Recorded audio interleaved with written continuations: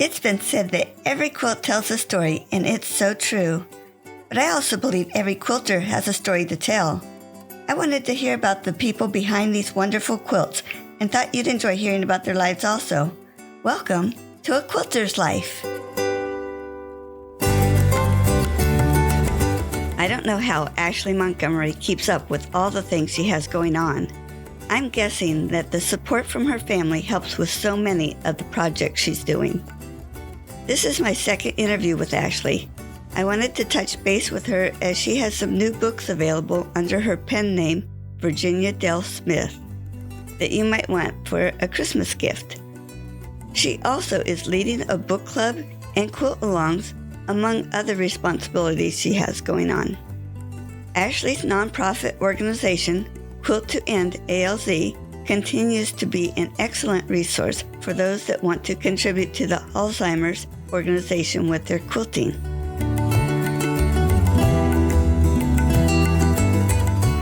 Ashli, thank you so much for joining us again on A Quilter's Life. I think the last time we spoke was in 2021. Oh, wow. Yeah. A lot has happened since then. Yeah. And I was sure that we had done a second interview, and I can't find it. You know, I don't think we did an interview, but you and your husband were coming through Tulsa when I lived there, and we got coffee that afternoon, and we just chatted forever. And so that's probably what was sticking in our minds, but I don't think we've done an actual podcast recording since the first one. Yeah, I'm sorry. No, you're great. You've had such good guests. I've been enjoying it. Thank you. So we want to talk about what you've been up to since we last spoke. Now, you had a big move. Can you share about that?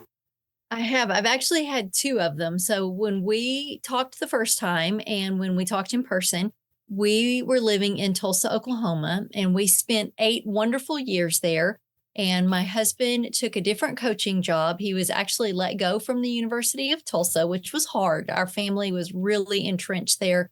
And that was a place that we had just given every ounce of our heart and our servitude. And we just felt like that was home.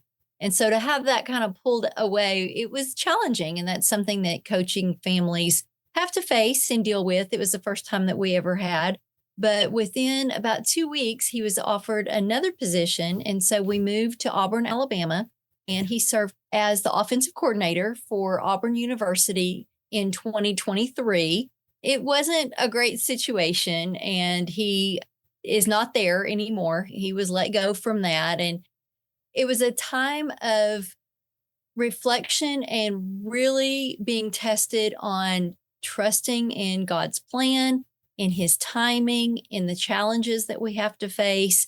And it was one of those branches in the road that I think that couples can either rely on one another or fade apart. And I think maybe the reason that God had us go through that challenge is that we are as strong today as we've ever been. And even not just within our marriage, but with our 2 grown children, the 4 of us are so close and such a support system for one another that it was really a hard time, but beautiful things did come from it.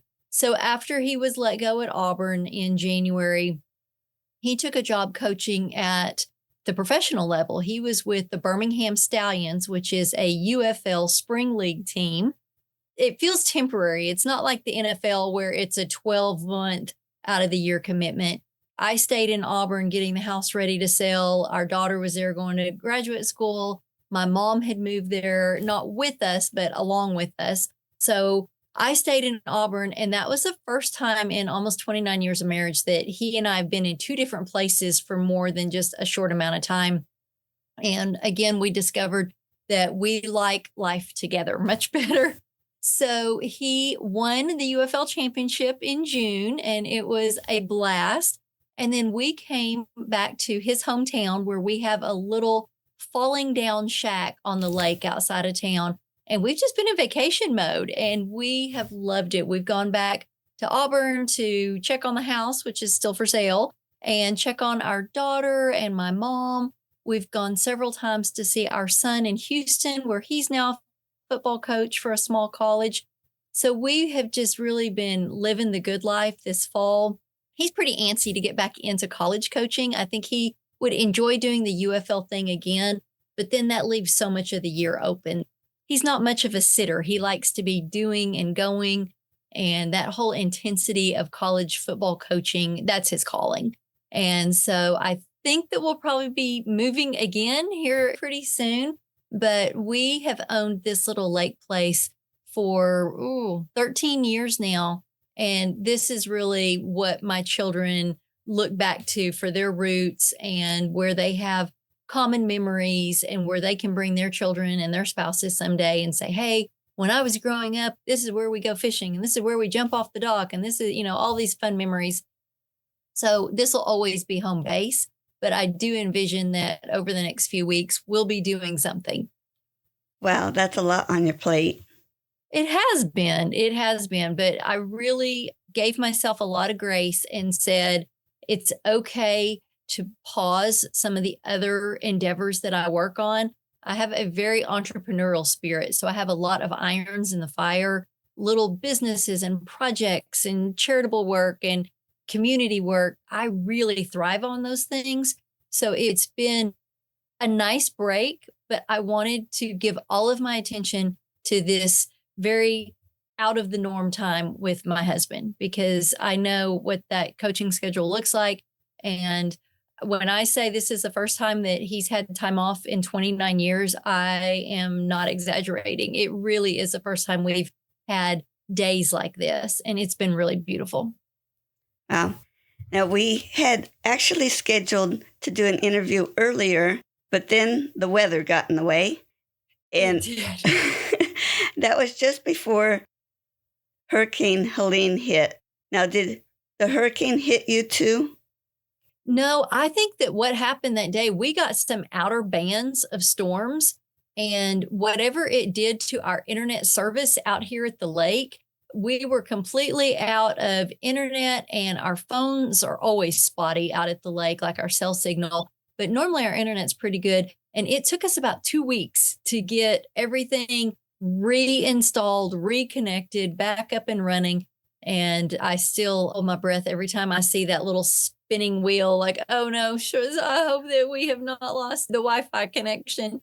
But so far, so good. And I appreciated you being so willing at the very last second, because I didn't even think I could use my phone as a hotspot. I thought there's no way that I'm going to be able to get a good enough signal to do this. Well, it worked out well. Yes, for sure. I'm trying to remember if you had a book out yet when we spoke the last time. I probably didn't. I was probably working on it, because my first book, my debut novel, is called Grocery Girl, and it released in November of 2021. So it would have been pretty close, but I don't think it was out yet. I think I was just working on it.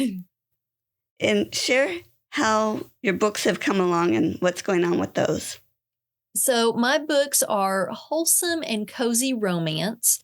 They have threads of quilts, quilters, and quilting in every story. They also have threads of faith. And they are an example of how characters are living within their faith and their religion and just really trusting God along their journey. And they are romance. So every one of them is centered around an adorable couple that is overcoming some challenge or something in their history that has caused them to not find their true love. And then in the end, they embrace the courage and they have a happily ever after. So you're always guaranteed a nice ending to my books. I do have a little side story in each one about a family facing Alzheimer's disease, or a character or someone in some capacity has dealt with dementia. I'm sure you do remember, but that's a cause that's very near and dear to our hearts. And it's something that we do a lot of volunteer work and community work. And so I really saw my books as a platform for sharing things that are important to me, but in everyday life. And one of the things that I know from my training as a volunteer within the Alzheimer's community is that we have to create conversations where dementia and Alzheimer's disease aren't a stigma that's getting pushed to the back burner or swept under the rug. We have always been about 30 to 35 years behind breast cancer research and treatment and cures. And we know that we have to make up that ground because we want to have treatment that's accessible to everyone, and we want to create a cure, which we don't have right now. So I always tell the story that when my children were, well, back up much further. When I was little, I remember in science class or biology, anytime women's health issues came up and a teacher would talk about breast, everybody giggled and turned red, and the boys were goofy, and it was a thing. Well, when my kids were in school, they would get in the car after school and be like, Mom, it's Breast Cancer Awareness Week. I need $10 for the pink t-shirt, and I want to dye my hair. And, they would just be so energetic and engaged in finding treatment and cure for this thing that within their teachers, within their friends' parents, everyone had been touched by it. And I love that. And I love that it's something that we're not embarrassed about anymore. It's something that is right at the forefront of our minds. And we go pink in October, and we do these things to make sure that we're letting the government, who has all the funding, letting them know that this is important to us. And now we're trying to accomplish those same goals with the Alzheimer's community. So it's really important to me not to be sad or make a downer out of the book, but to share the emotional journey of my characters. So I have that. I have a lot of food in my books. I love cooking and baking for my family. My family tells me I'm a pretty decent cook. I love hostessing, having other people over. As a coach's wife, I've fed lots of staff members and families and players and their parents, and just lots and lots of people have come in and out of my kitchen. And I like sharing that. I think that it is important in our society that families are sitting down to a table without electronic devices, without phones, without TVs, without even radios on, and just sharing time together. So I include a lot of meals, a lot of great food, fun recipes. So yeah, that's kind of my brand. You've got the faith, you've got the wholesome romance, no heat, some nice innocent kisses, but nothing beyond that in the book. And then all these other little side threads that I weave into the stories. And you did add a cookbook. I did. I've created this fictional world. It's called Green Hills, and it's set in southeast Oklahoma. I used to drive my daughter to church camp in East Texas. And from Tulsa, Oklahoma to Tyler, Texas, you drive through the most beautiful terrain, just southern edge of the Ozarks. But I would look out over these hills of greenery, the thick masses and canopies of trees, and I would imagine what little town might exist underneath that canopy. I just got these scenes and characters and dialogue between them in my head, and it haunted me until I finally started writing them and putting my stories on the computer and putting them into book form. So all of that is to say that this world of Green Hills has really developed. The first 4 books are a mini series about one family. It's 3 siblings who were orphaned as children, and how they really have found a home and a community in Green Hills. And then, of course, each one of them has to fall in love and find their soulmate. And then they have dear friends that we meet in the first book, and they're part of the journey. And so they got their own book at the end. And then my dad is the one who said, these recipes sound great. He's one of my proofreaders and one of my biggest fans. He and my mom, my sister, my niece, and my daughter, they are my A-team. They are amazing. Matter of fact, last night I was texting and calling my daughter, what do you think about this character? What do you think they should be called? What should this be? And they are wonderful in all the ways they support me. And so my dad said, have you ever thought about pulling these recipes together? So it's funny you say that, because I do get a lot of emails from readers asking if I would send them this recipe, or in this scene, you talked about this. Is that a real thing, or did you make that up? And so he encouraged me, and I did it. I pulled 28 recipes from my first 4 books and put it together as my first cookbook. How wonderful. It's really fun. I tell you, I've had a nightmare getting it into print form, and I was actually fussing with it a little bit more right before we jumped on here I was in Tulsa when it published as an ebook last year, and I ordered the print copies, and somehow within the move to Alabama, the print copies got delivered. But then when there was no one there yet, so it was before we had sold the house, so the new owners weren't there, but we were not there anymore. And they sat there long enough that I think the post office just like took them back. Well, they are set for no return at the printers, which is a whole other thing in indie publishing and the self-publishing world. So I think they all just got destroyed. So then when I went to order them again, I got a shipment of them, and I noticed that the cover art was really blurry. And so I have, for months and months, I've been going back and forth with the print company, and it looks great in the proof. And then they send me a box of books and they're terrible. And so it has been quite the ordeal, but I am determined that I am going to have these cookbooks available and filling orders. So hopefully when this airs, people are getting their cookbooks in the mail right then. I think you answered another question I had written down. So the characters are the same characters. You focus on different ones, but they're the same characters throughout the series. Yes. So that first miniseries of 4 books, it's a lot of the same characters. I feel like they're the ones who introduced us to Green Hills, so they will pop up in other books randomly. But the next several books that I have planned, much more about other characters. So we will see those characters again, but future books will be other families and new characters in the Green Hills community. So I am building a world, and I am a book collector. So it was really important to me that whenever I print my books and I put them on the shelf, that they sit chronologically in publication date. And the only way that you can ensure that is to number them. So if I publish 50 books in my lifetime, I will have books 1 through 50 in the Green Hill series. But having said that, they have these little mini series. So books 1 through 4 is the Davenports mini series, the siblings I mentioned. And then book 5 is a Christmas novella that I published last holiday season.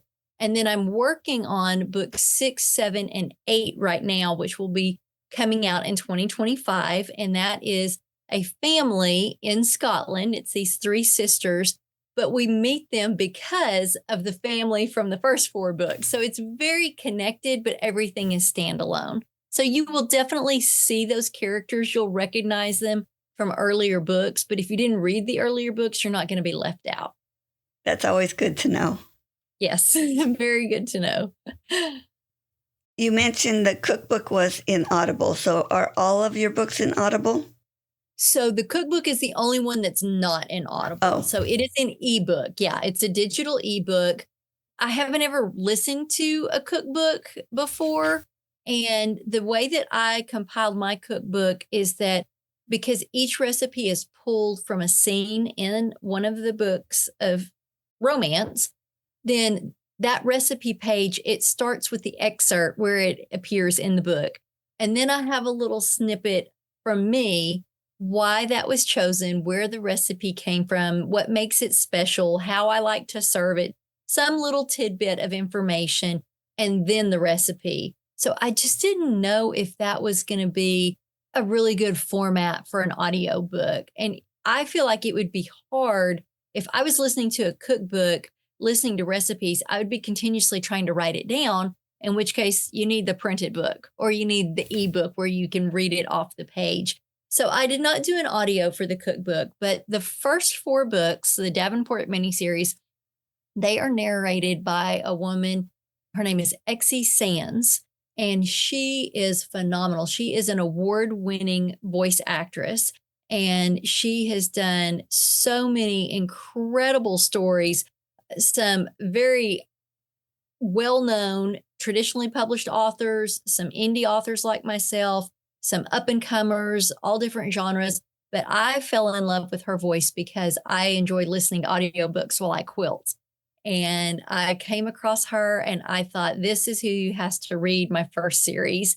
And I found her on Instagram and I reached out to her, and then we got on the phone. And the first day, you can tell I like to talk. But the first time we spoke on the phone, we talked for almost 2 hours, just getting to know one another. And she did the best job.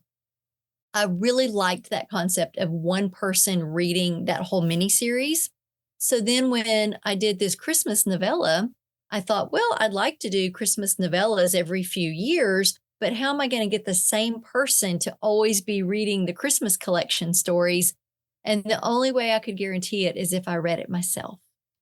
So XC got me in touch with her production company, and they coached me through it. And I actually narrate book 5, which is called Undeveloped Love. And it's a very cute, funny, enemies to forever love is the main trope. And it's not too long. It is a novella because I feel like we're all very busy during Christmas time. And I thought that was a good format and a good length. But those 5 are all on audio and Audible. They're audiobooks and they're in all the places: Spotify, Audible, Chirp, all those things.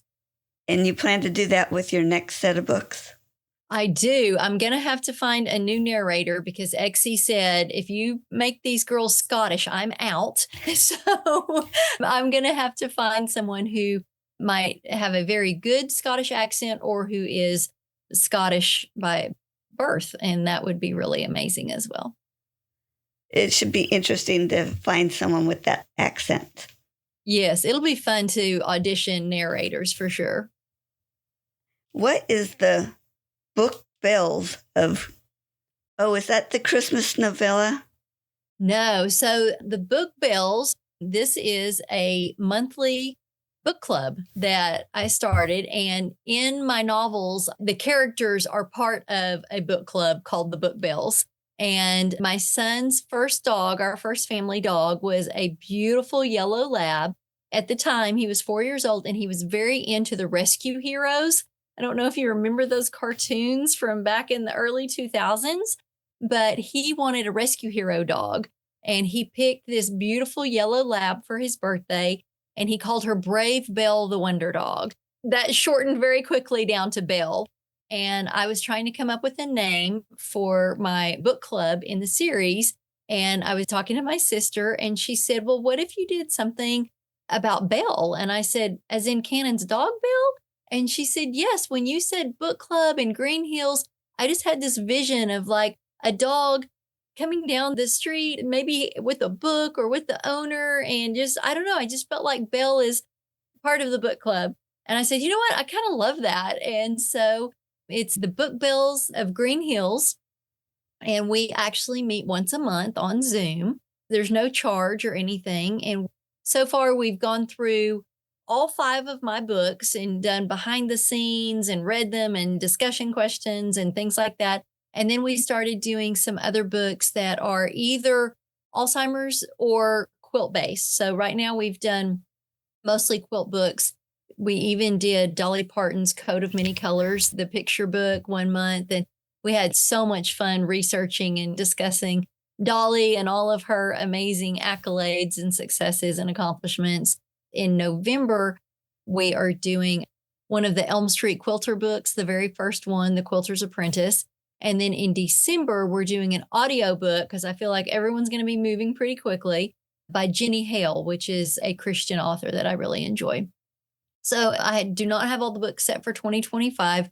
It's been really fun. I hope that our group will continue to grow and that as people can drop in, just grab the Zoom link. We do it through bookclubs.com just so that there's a platform where people can RSVP and get reminders and know what book is coming up. But it's very casual and comfortable and easy. It's just a place for us to share books and quilts and quilt books. Oh, it's so much fun to share our crafts and our interests. Yes. And I wanted you to share about your pen name. Oh, yes. Okay. So my pen name is Virginia Dale Smith, and it is my 3 grandmothers' names all smushed together. So my mom's mom was Sybil Virginia, and my dad's mom was Adele. And then my bonus grandmother, my stepdad's mom, was Etta Jean Smith.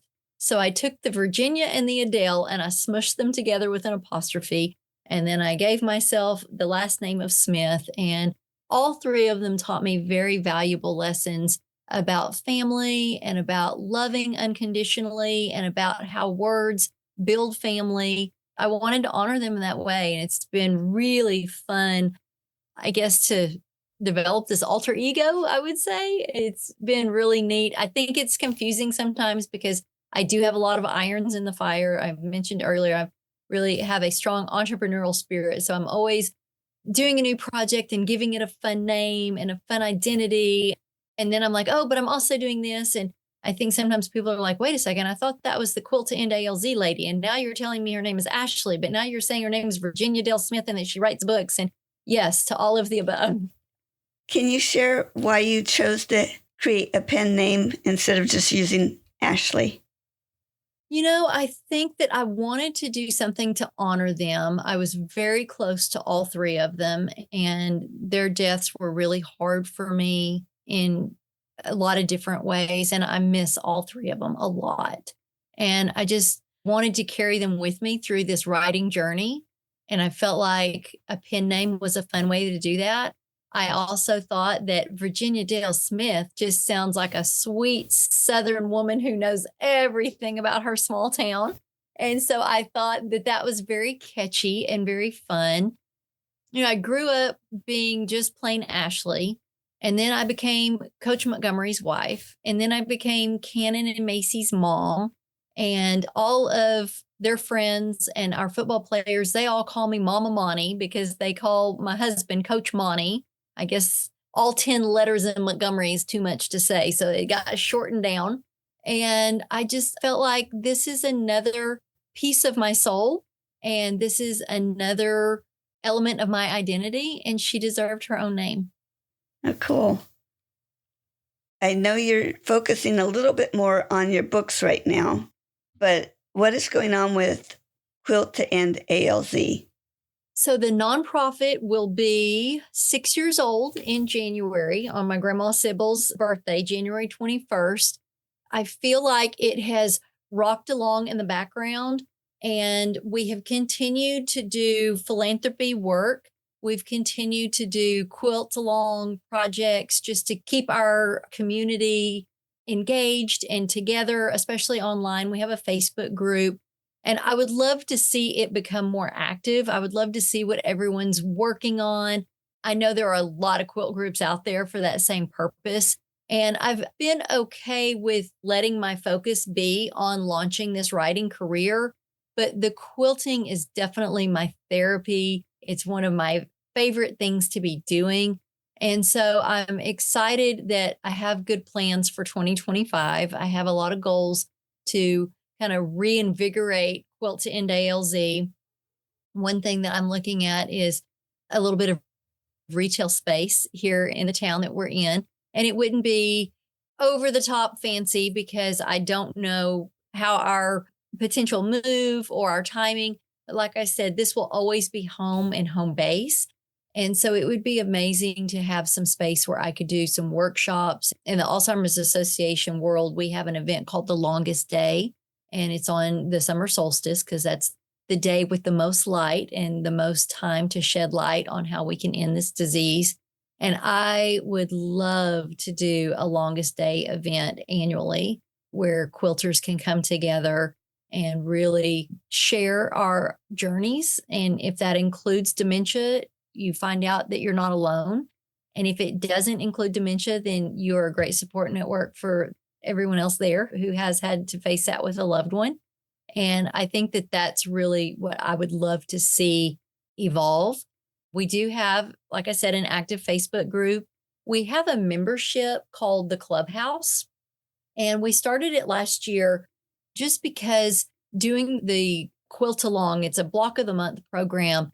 And by the time we had paid for a writer to help us write the program, and we had tested the program or the pattern. We had printed the pattern to sell it as a fundraiser for the nonprofit. We had bought fabric to create a kit to go with it, like all of the things that we do to generate revenue for the nonprofit. those things are expensive. And after doing it for 3 years, I was thinking we're taking too much money out of the donation bin that goes towards advocacy and education and research and all the good things that we need to be doing to further our fight to end this disease. So we put the block of the month quilt along, we put that behind a paywall. And of course, when we did that, we saw drastic reductions in the number of people that were doing the project. So we're going to meet in the middle. In 2025, we're going to put the block of the month program in front of the paywall, but we've created a bonus pattern for every month that's a freebie in the clubhouse, just to encourage people to support the nonprofit. It comes out to about $12 a month, or $10 if you pay for a year at a time. And we just really wanted to remind people that it is a nonprofit. It's not your traditional quilt store. 80% of everything that we make goes directly towards the fight to end Alzheimer's disease. And that little 20% that's left is just barely enough to pay for the platforms and the website and the graphic design and all the stuff that goes along with running a quilt business. So we just needed to create an avenue to recoup some of the expense so that we can donate more. So that's kind of what the clubhouse is. And as you can tell, I'm a little bit torn both ways because I want to make everything free to everyone. But at the same time, I don't want to have a nonprofit that can't give anything because it takes every penny to keep the nonprofit running. So anyways, that's a big business discussion. There are a lot of people out there that are going to be way smarter at running a nonprofit than I am because it's not my background. My wheelhouse and my degree is actually in mathematics, which has nothing to do with writing romance or running a nonprofit or having a quilt shop, none of those things. But those are all things I love to do. So I'm happy to do them. With all that going on, are you able to carve out any time to make quilts? I do. I make a lot of gift quilts. Well, I always make our Quilt to End ALZ block of the month project because I test it and then I make a quilt using our kit fabric so that we can have that as a sample. And then I make a Christmas one as we go throughout the year so that I'm sewing with the group that's doing the quilt along. And so I've always got that going in the background. And then I just make a lot of baby quilts. I have this fun little way that I use t-shirts and traditional quilt blocks together. And we know so many coaching families, so many young couples having first babies, second babies, and that's kind of my specialty gift. Whatever school they're at, I'll grab a couple of t-shirts off goodwill.com or from their bookstore, or if they have something special that they want in the quilt, they'll send it to me. And then I'll design something with those colors and pick a quilt block. I will use a lot of log cabins because I feel like the log cabin is a foundation piece and the family is the foundation of this new baby's future. And so that one's really special to me, but I do a lot of quilting for other people in that way. And then I have a long arm machine. And so I quilt for the public. That is another way that I support the quilt business and in the nonprofit as well. I donate a portion of all of my quilts back to the nonprofit. So I have a lot of fun long arming for the community. Well, when did you get the long arm? I got it in 2020. We were living in Tulsa and I was driving about an hour to this tiny little community called Barnsdall, Oklahoma. And there was an amazing woman out there named Brenda who has a beautiful quilt shop out in the middle of nowhere. It's in a huge red barn that her husband built for her. And she is an APQS dealer. And she taught me how to use the long arm. And then she always allowed me to rent time on her machine for my personal projects, but she always donated time on the machines for all of my Quilt to End ALZ work, which was such a beautiful gift. And then COVID happened and I just felt like I was falling behind on my quilt projects and my gifts. And my very sweet husband said, you know what, you're going over there all the time. You're using it so much. Let's get you a machine. So I have an APQS. It's the Lucy model. And so I call her Lucy Long Arm. As we said earlier, I have to name everything. And is there a special project you're working on right now? Yes. So we have a couple that worked with us in Tulsa, and the coach, the husband of the couple, he worked for my husband at Tulsa, Oklahoma. The wife is an administrator in football, and she was at OU at the time. Now they're both at University of Southern California. And I have a very special baby quilt that I have the topper put together. I just have to get it on the long arm machine before the baby arrives towards the end of the year. So I'm very excited that baby is one of those precious miracle babies that we didn't know if he was going to be able to join our world. And after a lot of prayer, they've been very blessed, and they cannot wait for little baby H to get here. So that is the project that I'm finishing up right now. Have fun. Well, Ashli, thank you so much for sharing on A Quilter's Life today. It's great to catch up with everything you're doing. Thank you so much. Thank you for having me. And I always love our visits. Obviously, I can just chit chat with you for hours on end, and it's always such a treat to get to catch up. Oh, thank you. Bye-bye. Bye-bye.